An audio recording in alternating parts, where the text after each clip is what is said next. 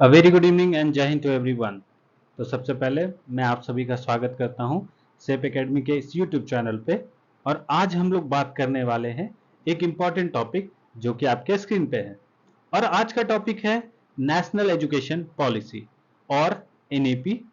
ये टॉपिक इसलिए भी इम्पोर्टेंट है क्योंकि ईएमआरएस में इस टॉपिक से 5 क्वेश्चन आने वाले हैं। इसके अलावा यूजीसी नेट में हायर एजुकेशन में इससे क्वेश्चन पूछे जाते हैं। तो चलिए बिना किसी देरी के शुरू करते हैं आज का टॉपिक। आइए तो डिस्कस करते हैं एनईपी 2020 से रिलेटेड कुछ इंपॉर्टेंट पॉइंट्स को जो आपके आने वाले एग्जाम्स में पूछे जा सकते हैं। तो सबसे पहला पॉइंट है एनईपी 2020 को किसने इंट्रोड्यूस किया है? तो इसको इंट्रोड्यूस किया है honourable prime minister of India Narendra Modi ने। कब किया है? 2020 में। सेकंड जो पॉइंट है, इसके चेयरमैन कौन थे? तो आपको याद रखना है एनईपी 2020 के चेयरमैन है डॉक्टर कृष्णा स्वामी कस्तूरी रंजन। ये बहुत इंपॉर्टेंट है तो मैं यहां पे मेंशन कर रहा हूं, वेरी वेरी इंपॉर्टेंट। आइए तो आगे बढ़ते हैं। नेशनल एजुकेशन पॉलिसी जो 2020 में बना था उसको ऑर्गेनाइज किसने किया था? तो ऑर्गेनाइज किया था मिनिस्ट्री ऑफ एजुकेशन ने। इट मींस कि मिनिस्ट्री ऑफ एजुकेशन ने सबसे पहले इसको इनिशिएट किया कि नेशनल एजुकेशन पॉलिसी क्या करना है, बनाना है। नेक्स्ट जो क्वेश्चन बन सकता है कि नेशनल एजुकेशन पॉलिसी का मेन मोटो क्या है? तो इसका जो मेन मोटो है वो है एजुकेट, एनकरेज एंड एनलाइटन। तो ये तीनों वर्ड्स आपको याद रखने हैं। Once again repeating, educate, encourage and enlighten. अब आगे जब बढ़ते हैं तो ये वाला पॉइंट आपको याद रखना है कि इसको कब लॉन्च किया गया है, और ये भी आपका वेरी वेरी इंपॉर्टेंट है। याद रखना है 29 जुलाई 2020 को नेशनल एजुकेशन पॉलिसी इंडिया में लागू किया गया। किसके द्वारा? प्राइम मिनिस्टर नरेंद्र मोदी के द्वारा। नेक्स्ट जब आगे बढ़ते हैं तो पूछ रहा है कि नेशनल एजुकेशन पॉलिसी जो इंडिया में आया है वो कौन सा एडिशन का है? तो ये थर्ड एडिशन का है। इट मींस कि ये इससे पहले भी लागू किया गया है। तो ये सबसे पहले 1968 में, उसके बाद 1986 में और 2020 में। अब इससे रिलेटेड कुछ फैक्ट्स बता दूं। 1968 में प्राइम मिनिस्टर थी इंदिरा गांधी। हो सकता है पूछ ले, तो वो भी आपको याद रखना है। 1968 प्राइम मिनिस्टर इंदिरा गांधी। 1986 में कौन? राजीव गांधी। दोनों कंडीशन याद रखना है। और थर्ड 2020 आपको याद है ना, नरेंद्र मोदी। तो ये कुछ इंपॉर्टेंट पॉइंट्स है जो आपके एग्जाम्स में आएगा या आ सकता है। तो प्लीज इसको नोट डाउन कर लीजिएगा। आपको स्क्रीन पे इंडिया के दो महान हस्ती दिख रहे होंगे। पहले फिगर में है के कस्तूरी रंजन।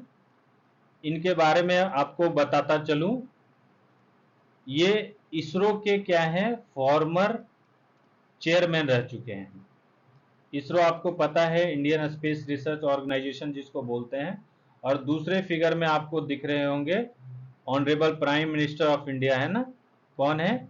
नरेंद्र मोदी। और ये जो आपको व्यू दिख रहा है ये 2020 नेशनल एजुकेशन पॉलिसी का है जिस दिन लागू किया जा रहा था। ठीक है, चलिए आगे बढ़ते हैं। अब हम बात कर लेते हैं नेशनल एजुकेशन पॉलिसी या फिर एनईपी 2020 का। तो जब आप डिटेल में पढ़ेंगे तो आपको पता चलेगा उस टाइम जो ministry of human resource development, जिसको अभी हम करंटली में मिनिस्ट्री ऑफ एजुकेशन बोलते हैं, उन्होंने एक कमेटी बनाया था जिसके चेयरमैन कौन थे? डॉक्टर के कस्तूरी रंजन। उन्होंने क्या किया? नेशनल एजुकेशन पॉलिसी को तैयार करने में, है ना, इंडियन गवर्नमेंट की मदद की, या फिर मिनिस्ट्री ऑफ एजुकेशन का क्या किया? मदद किया। ये कमेटी कब बनी थी? तो ये कमेटी बनी थी जून 2017 को। और उन्होंने अपना फाइनल रिपोर्ट कब सबमिट किया? तो ये जो कमेटी बनी थी जिसको हम कस्तूरी रंजन कमेटी बोलते हैं, उन्होंने अपना फाइनल रिपोर्ट 31 मई 2019 को मिनिस्ट्री ऑफ एजुकेशन को क्या किया? अपना ड्राफ्ट या खाका, है ना, उनको हैंड ओवर किया। अब ये भी पूछा जा सकता है ये जो नेशनल एजुकेशन पॉलिसी है वो किस चीज को कवर करता है? तो ये कवर करता है आपका एलिमेंट्री एजुकेशन, यूनिवर्सिटी एजुकेशन, इसके अलावा अर्बन और रूरल इंडिया।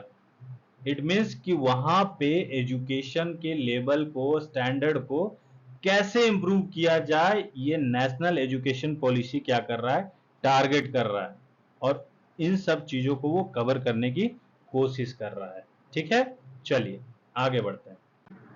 आइए तो डिस्कस करते हैं मोस्ट इंपॉर्टेंट करिकुलम फ्रेमवर्क। यहां पे पहले ही मैं बीबीआई लिख देता हूं, मुझे लगता है कि इससे एक क्वेश्चन तो बनेगा। करिकुलम फ्रेमवर्क इट मीन्स कि एक ढांचा का बात कर रहा है कि वो किस पैटर्न को फॉलो करता है, तो वो फॉलो करता है 5334 पैटर्न को याद रखना है 5334, और ये इंपॉर्टेंट है, एग्जाम में पूछा जाएगा कि कौन सा फ्रेमवर्क है, पैटर्न कौन सा है। अब इसी पैटर्न को मैं नीचे डिस्कस करूंगा। तो देखिएगा, सबसे पहले हम डील करते हैं 5, फिर उसके बाद आएंगे 3 एंड देन 4। तो 5 को हम बोलते हैं फाउंडेशनल स्टेज, ठीक, जिसमें एक जो बच्चा है वो 3 साल तक प्री प्राइमरी में होगा, उसके बाद क्लास 1 और क्लास 2, और एज कैटेगरी क्या रखा गया है, 3 से 8 साल। ठीक है, 3 साल कहां पे, प्री प्राइमरी, 1 साल फर्स्ट क्लास, और उसके बाद सेकेंड क्लास। तो ये 3 और 2 कितने हो गए, 5, और उस स्टेज को हम क्या बोलेंगे, फाउंडेशनल स्टेज। एज याद रखना है 3 से 8 साल। नेक्स्ट जो 3 इयर्स होगा उसको हम प्रिपरेटरी स्टेज बोलेंगे, और ये किस क्लास को कवर करता है, तो 3 to 5 क्लास, और इसका एज कैटेगरी क्या है, 8 to 10 ईयर, मतलब 8 से 10 साल। चलिए, इसके बाद जो नेक्स्ट है वो भी 3 है, और ये आपका मिडिल को कवर करता है, जो मिडिल क्लास है ना, और कौन से क्लासेस, 6 to 8। एज कैटेगरी क्या है, 11 से 13 साल। ठीक है, चलिए, और लास्ट जो है आपका सेकेंडरी, और इस सेकेंडरी स्टेज में कौन कौन से क्लासेस आएंगे, तो 9 to 12। एज कैटेगरी क्या रहेगा, 14 से 18 साल। और इन सारे स्टेज को याद रखना है, फाउंडेशनल, प्रिपरेटरी, मिडिल और सेकेंडरी। कैटेगरी में आपको क्या याद रखना है, फाउंडेशनल 5 इयर्स का होगा, प्रिपरेटरी 3 इयर्स का होगा, मिडिल 3 इयर्स का होगा, और सेकेंडरी 4 इयर्स का होगा, और इसी को बोलते हैं 5334 पैटर्न। और ये भी क्या है आपका, वेरी वेरी इंपॉर्टेंट। ठीक है, चलिए आगे बढ़ते हैं। चलिए अब हम बात करते हैं कुछ जनरल नॉलेज बेस्ड क्वेश्चन का। तो आपको याद रखना है, अगस्त 2021 में कर्नाटका ऐसा स्टेट है, इट मींस कि सबसे पहला स्टेट है जिसने ऑर्डर दिया था कि नेशनल एजुकेशन पॉलिसी को क्या करना है, इंप्लीमेंट करना है। यहां पे डिफरेंस याद रखना है, ऑर्डर, और जस्ट इसके बाद आ रहा है उत्तराखंड, और उत्तराखंड सबसे पहला स्टेट है जिसने सबसे पहले न्यू एजुकेशन पॉलिसी को अपने राज्य में लॉन्च किया है। तो डिफरेंस क्या है, लॉन्च किया है और एक ने सिर्फ ऑर्डर दिया है। अगर पूछा जाएगा कि ऑर्डर किसने दिया है सबसे पहले, तो कर्नाटका, और लॉन्च किसने किया है, तो वो है उत्तराखंड। डिफरेंस याद रखेगा, इंपॉर्टेंट है। थर्ड पॉइंट है कि अप्रैल 2022, ठीक है ना, यूनिवर्सिटी ग्रांट्स कमीशन, जिसको आप यूजीसी बोलते हैं, उसने क्या किया है, डुअल डिग्री को अप्रूव किया है। इट मींस कि आप एक ऑनलाइन और ऑफलाइन दोनों मोड में घर बैठे या फिर कॉलेज जाके आप क्या कर सकते हैं, 2 डिग्री एक साथ कर सकते हैं। डेट क्या है, अप्रैल 2022। किसके द्वारा, यूजीसी ने क्या किया है, अलाउ कर दिया, आप 2 डिग्री एक साथ कर सकते हैं। कंडीशन क्या है, एक होना चाहिए फिजिकल और दूसरा ऑनलाइन। क्लियर, चलिए फोर्थ पॉइंट, 2023 जुलाई को नेशनल डिजिटल यूनिवर्सिटी क्या किया गया, लॉन्च किया गया इंडिया में। नेशनल डिजिटल यूनिवर्सिटी किसको डील करता है, जो टेक्नोलॉजी बेस्ड एजुकेशन है ना, उसको टारगेट करता है। तो ये भी क्या है, इंपॉर्टेंट पॉइंट है, तो याद रखना है। इस नए एजुकेशन पॉलिसी में आखिर बच्चों के लिए क्या नया है, इट मींस की चिल्ड्रन के लिए क्या नया किया है गवर्नमेंट ने, तो गवर्नमेंट ने फोकस किया है अर्ली चाइल्ड एजुकेशन पे। और इस पॉइंट को आपको समझना होगा क्योंकि इससे स्टेटमेंट बेस्ड क्वेश्चन आएंगे जो कि आजकल हर एग्जाम में फॉलो किया जा रहा है।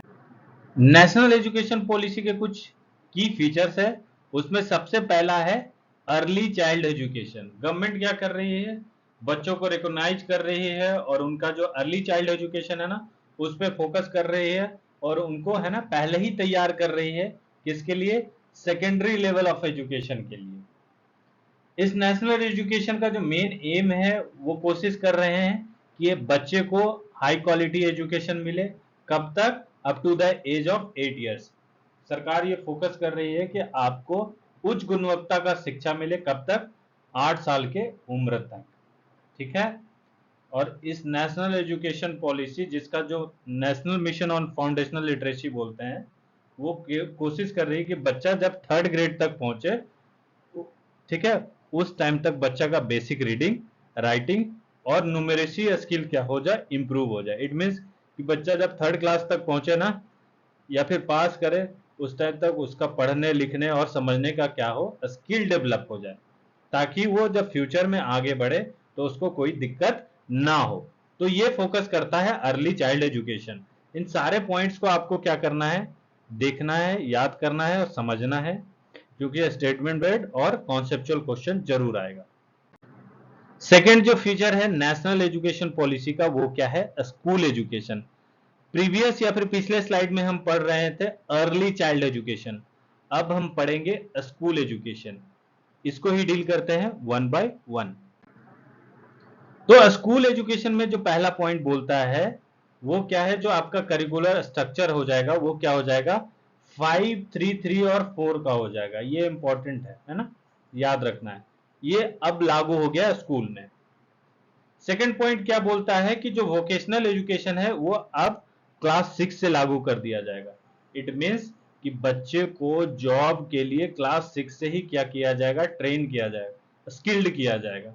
ठीक है, उनको प्रिपेयर किया जाएगा। स्कूल एजुकेशन में अब क्या किया गया है, जो आपका स्कूल का करिकुलम होगा उसमें कोडिंग और कंप्यूटेशनल थिंकिंग। कोडिंग क्या है, कुछ सॉफ्टवेयर से रिलेटेड, लैंग्वेज से रिलेटेड आपको क्या किया जा रहा है, स्किल सिखाया जा रहा है। कंप्यूटर से रिलेटेड आपको क्या किया जा रहा है, आपके थिंकिंग को बढ़ाया जा रहा है, इंप्रूव किया जा रहा है ताकि आप अपने आप को जॉब के लिए रेडी रखें, फ्यूचर के लिए रेडी रखें।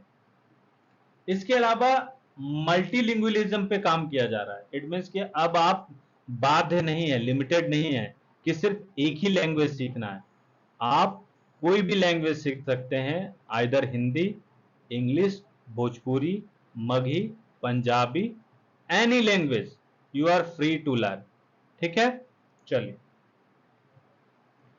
जो आपका 10+2 का जो स्ट्रक्चर है ना उसको अब हटाया जा रहा है। इट मीन्स कि 10+2 इज नो मोर, इसको खत्म कर दिया जा रहा है। किसको फॉलो किया जा रहा है, तो आप ये जो देखे ना 5+3+4 इसको फॉलो किया जा रहा है। ठीक है, याद रखना है। चलिए, स्कूल एजुकेशन में एक न्यू असेसमेंट फ्रेमवर्क क्या किया जा रहा है, इंट्रोड्यूस किया जा रहा है। ये जो आपका प्रीवियस वाला जो पैटर्न था ना एग्जामिनेशन वाला, उसको हटा के अब बच्चों को न्यू तरीके से क्या किया जाएगा, एसेस किया जाएगा, चेक किया जाएगा। इट मीन्स कि आपको परखा जाएगा, है ना, मूल्यांकन किया जाएगा। नेशनल एजुकेशन पॉलिसी का थर्ड फीचर क्या है, तो वो है आपका हायर एजुकेशन। कि आखिर सरकार हायर एजुकेशन के लिए क्या कर रही है उसको भी देख लेते हैं क्योंकि ये यूजीसी नेट से रिलेटेड इंपॉर्टेंट होगा। क्योंकि जो आपका हायर एजुकेशन का सेक्शन है ना, तो आजकल नेशनल एजुकेशन पॉलिसी से ही क्या बन रहा है, क्वेश्चन बन रहा है। तो चलिए इसको भी देख लेते हैं एक एक करके। हायर एजुकेशन जिसको हम उच्च शिक्षा भी बोलते हैं, और ये जो हायर एजुकेशन है ना ये आपका कॉलेज और यूनिवर्सिटी लेवल ऑफ एजुकेशन को क्या करता है, लुक आफ्टर करता है, देखभाल करता है। इस पॉइंट को आपको इसलिए भी समझना चाहिए क्योंकि यूजीसी नेट में आपका फर्स्ट पेपर है, उसमें एक सेक्शन है हायर एजुकेशन, वहां पे ये क्वेश्चन पूछा जाता है और नेशनल एजुकेशन पॉलिसी इसलिए भी इंपॉर्टेंट हो जाता है। और अगर हम बात करें तो असिस्टेंट प्रोफेसर लेवल का एग्जाम हो गया, पीएचडी का एंट्रेंस हो गया, तो वहां भी पूछा जाता है। तो चलिए इन सारे पॉइंट्स को डील करते हैं वन बाय वन। तो सबसे पहला पॉइंट बोलता है कि अब हायर एजुकेशन के लिए सिर्फ एक सिंगल रेगुलेटर होगा। इट मींस कि बहुत सारे बॉडीज या डिपार्टमेंट मिलकर कंट्रोल नहीं करेंगे। अब ये क्या होगा, एकल बॉडी है जो हायर एजुकेशन को देखेगा। सेकंड पॉइंट को समझना जरूरी है क्योंकि अब आपके डिग्री में क्रेडिट बेस्ड सिस्टम क्या किया गया है, लागू किया गया है। It means credit based system ये बोलता है कि अगर आप फर्स्ट ईयर कंप्लीट करते हैं, जाना चाहते हैं, तो आपको क्या मिल जाएगा, सर्टिफिकेट मिलेगा फर्स्ट ईयर के लिए। सेकंड ईयर कंप्लीट करेंगे तो डिप्लोमा मिलेगा। थर्ड ईयर कंप्लीट करेंगे तो आपको डिग्री मिलेगा। इसके अलावा सीबीएस जो है, जिसको हम क्रेडिट बेस्ड सिस्टम भी बोल रहे हैं, वो क्या बोलता है कि 15 आवर्स का, है ना, आपको लेक्चर पर सेमेस्टर क्या करना है, अटेंड करना है, और 30 आवर्स का प्रैक्टिकल या फिर फील्ड वर्क करना जरूरी है पर सेमेस्टर। ठीक। Third point, MPhil is no more in India. MPhil को अब क्या कर दिया गया है, खत्म कर दिया गया है। पहले था 1 साल का एमफिल, अब नहीं है। फोर्थ, मल्टीडिसिप्लिनरी एजुकेशन पे ज्यादा फोकस किया गया है।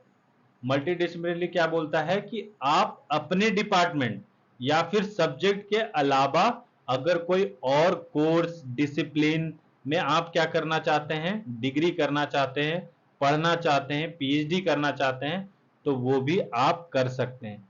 मैं क्या हूं, फिजिकल एजुकेशन का हूं। मैं साइकोलॉजी में करना चाहता हूं, बिल्कुल जा सकता हूं, साइकोलॉजी में कर सकता हूं। कोई साइंस का बैकग्राउंड का क्या है, स्टूडेंट है, वो चाहता है फिजिकल एजुकेशन में कोई डिग्री लेना, तो यस वो आके कर सकता है। बट हाँ, बीपीएड एमपीएड कंपलसरी है उसके बाद ही। ये मैं बात कर रहा हूं हायर एजुकेशन, इट मींस कि पीएचडी लेवल का बात कर रहा हूं या फिर मास्टर लेवल का। चलिए फिफ्थ पॉइंट, गवर्नमेंट फोकस कर रही है आपके रिसर्च और इनोवेशन। इट मींस कि उसको प्रोमोट कर रही है।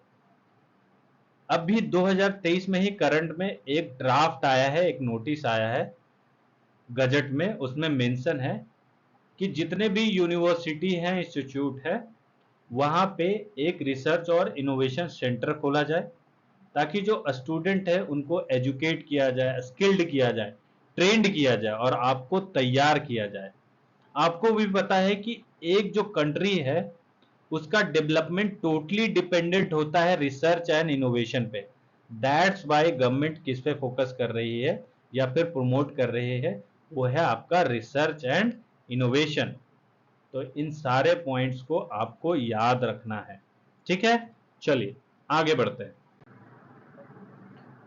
अब आपको देख रहा होगा कुछ लोग बैठे हैं, ये लोग नहीं है, एक्चुअली फ्यूचर के टीचर हैं।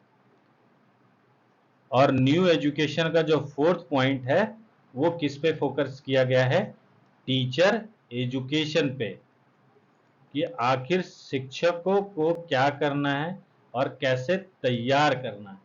तो चलिए इसको भी देखते हैं और समझते हैं। नेशनल एजुकेशन पॉलिसी का जो फोर्थ फीचर है वो क्या है, टीचर एजुकेशन, जिसमें पहला पॉइंट ये बोलता है कि जो बीएड डिग्री है ना, जो बीएड प्रोग्राम है, वो अब 4 साल का हो गया है। कितने साल का, 4 इयर्स का।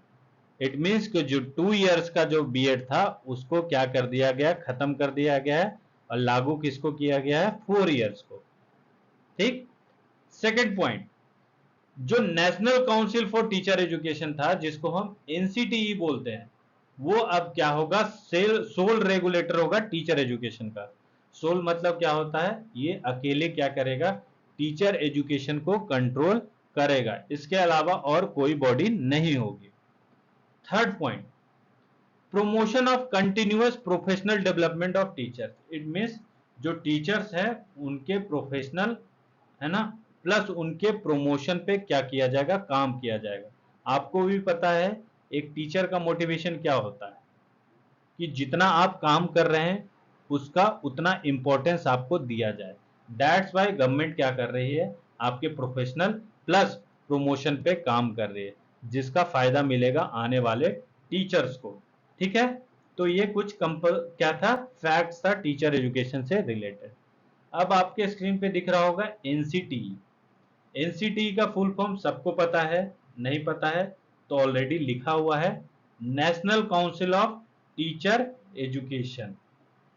ठीक है, और यहां पे आपको दिख रहा है बीएड, और उसका फुल फॉर्म क्या है, बैचलर ऑफ एजुकेशन। तो ये भी आपको याद रखना है। एक और फैक्ट बता दूं कि एनसीटीई कब बना है, तो याद रखना है, इंपॉर्टेंट है, 1995, 1995 में एनसीटीई या फिर national council of teacher education क्या है, बना है या फिर स्टैब्लिश्ड हुआ है। आगे बढ़ते हैं। ई लर्निंग, और ई लर्निंग या फिर टेक्नोलॉजी एजुकेशन, ये क्या है आपका, टेक्नोलॉजी एजुकेशन। ये फिफ्थ फीचर है नेशनल एजुकेशन पॉलिसी का। तो चलिए इसको भी देखते हैं कि आखिर टेक्नोलॉजी एजुकेशन क्या है और इसमें क्या मेंशन है। जो फिफ्थ फीचर है एजुकेशन पॉलिसी का, वो क्या है, टेक्नोलॉजी इन एजुकेशन। इसमें क्या कर रही है गवर्नमेंट, ऐसे टेक्नोलॉजी को क्या कर रही है, रिकॉग्नाइज कर रही है, पहचान रही है या चिन्हित कर रही है, जिससे एजुकेशन का लेवल, स्टैंडर्ड ऑफ परफॉर्मेंस क्या हो, इंप्रूव हो। उसको इंप्रूव करने के लिए, स्टैंडर्ड को बढ़ाने के लिए गवर्नमेंट ने क्या किया है, इन 3 पॉइंट्स पे फोकस किया है।